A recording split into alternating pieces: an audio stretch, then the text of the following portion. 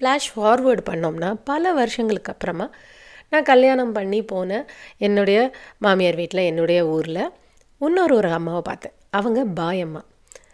அவங்க பேரே பாயம்மா தான் எல்லோரும் சொல்லுவாங்க. எங்கள் வீட்டுக்கு ஆப்போசிட்டில் இருப்பாங்க. ஒரு சின்ன ஒரு நர்சரி ஸ்கூல் ரன் பண்ணிகிட்டு இருந்தாங்க. அங்கே வந்து காலையில் எழுந்து வாசல் போடுறது, அந்த ஸ்கூலுக்கு அவங்க ஒரு உமன் செக்யூரிட்டி மாதிரி இருப்பாங்க. அங்கேயே தான் தங்கியிருப்பாங்க. பார்க்க பழக எல்லா விதத்துலையுமே அவங்க வந்து ரொம்ப நார்மலாக தான் இருப்பாங்க. ஒரு வித்தியாசமான ஆள் அப்படின்னு சொல்கிற மாதிரியே இருக்காது. புதுசாக கல்யாணமாகி வந்த என்கிட்டேயும் அவங்க ரொம்ப நல்லாவே பேசுவாங்க. அவங்களோட ஸ்டோரி இன்னும் கொஞ்சம் டிஃப்ரெண்ட்டானது.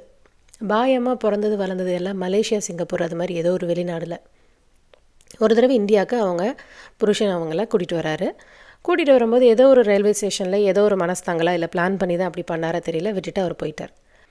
அதுக்கப்புறம் தட்டு தருமாறி இந்த புது நாட்டில் புது பாஷையை கற்றுட்டு, ஏற்கனவே ஒரு வேளை தமிழ் தெரிஞ்சிருக்கலாம், பட் இன்னும் கொஞ்சம் நல்லா தமிழ் தெரிஞ்சுட்டு இந்த ஏரியாவிலே அவங்க செட்டில் ஆகிறாங்க.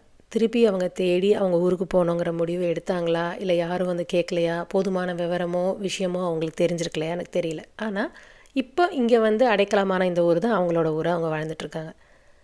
அந்த நர்சரி ஸ்கூலும் ரொம்ப வருஷம் நடந்துகிட்டு இருந்துச்சு. அதுக்கப்புறம் கொஞ்சம் வருஷம் கழித்து பார்த்தா அந்த ஸ்கூலும் ஸ்டாப் பண்ணிட்டாங்க. அதுக்கப்புறம் அந்த பாயம்மாக்கு என்ன நடந்ததுன்னு எனக்கு தெரியாது. இது மாதிரி நிறைய பேரை நம்ம வாழ்க்கையில் பார்த்துட்டே இருப்போம். சம்மந்தமே இல்லாமல் இருப்பாங்க, வித்தியாசமாக இருப்பாங்க.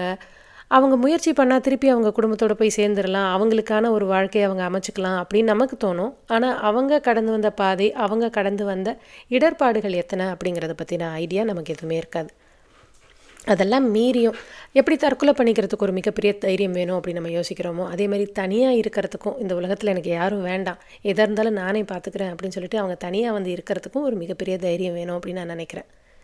அது முட்டாள்தனமான தைரியமாகவும் இருக்கலாம், முரட்டுத்தனமான தைரியமாகவும் இருக்கலாம். நீங்களும் கண்டிப்பாக பஸ் ஸ்டாண்ட்லேயோ, ரயில்வே ஸ்டேஷன்லேயோ, இல்லை டெய்லி நம்ம பார்க்குற ஆட்டோ ஸ்டாண்ட்லேயோ எங்கேயோ ஒரு இடத்துல இது மாதிரி யாரையாவது ஒரு ஆளை பார்த்துருப்பீங்க. அவங்களோட ஸ்டோரி என்ன நீங்கள் யோசிச்சுருந்துருப்பீங்க. செவி வழியாக சில ஸ்டோரிகள் உங்களுக்கு தெரிஞ்சிருக்கலாம். அதெல்லாம் யோசிச்சு பாருங்கள்.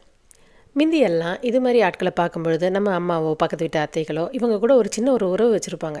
வா வந்து சாப்பிடு, இன்னும் 2 நாளாக ஆளையே காணோம், எங்கே போயிருந்த அப்படிங்கிற அளவுக்கு பேச்சுவார்த்தை இருக்கும்.